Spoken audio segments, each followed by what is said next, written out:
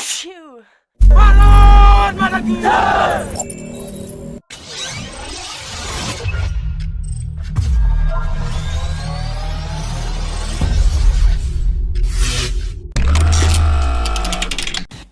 According to latest media reports, the Indian Air Force is planning to upgrade the avionics of its 6 IL-78 aerial refueling tankers, and also re-engine them with modern engines.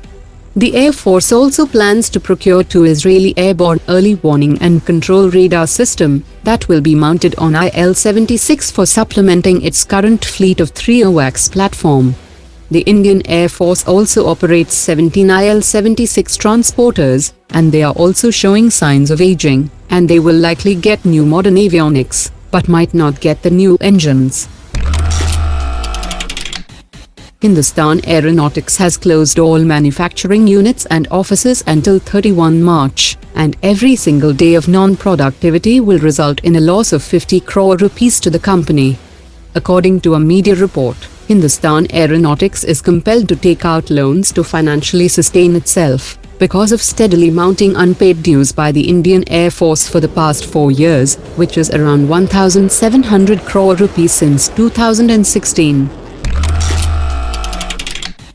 Top officials have said that the production of the future infantry combat vehicle will start when the prototype developed in collaboration between the DRDO and the Ordnance Factory attains a satisfactory stage, which will meet the feedback from Indian Army officials.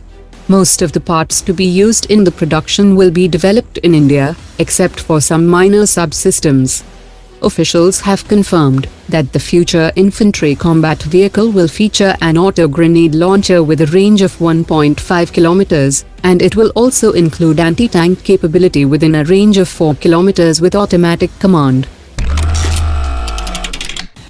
Rolls Royce of UK and Turkey have signed a deal for the production of nuclear mini-reactors, and top experts have said that this deal have raised concern in the international community that the British company and its partners are helping Turkey to become a nuclear state.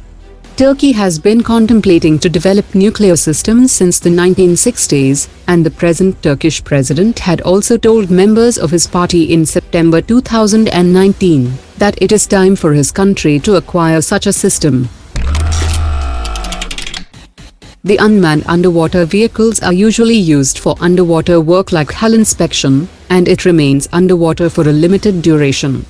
According to a senior naval officer, the Indian Navy has unmanned underwater vehicles that can perform the same work, but not of the level like the Chinese had deployed recently in the Indian Ocean region, which conducted more than 3,400 observations from December 2019 to February 2020. 3 Mi-26 heavy transport helicopters of the Indian Air Force are expected to be sent to Russia for review and extension, which will add an operating life of at least an additional 10 years.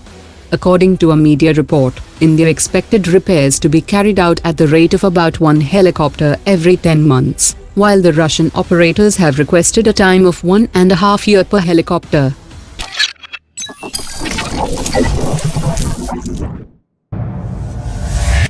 Omar dropped it.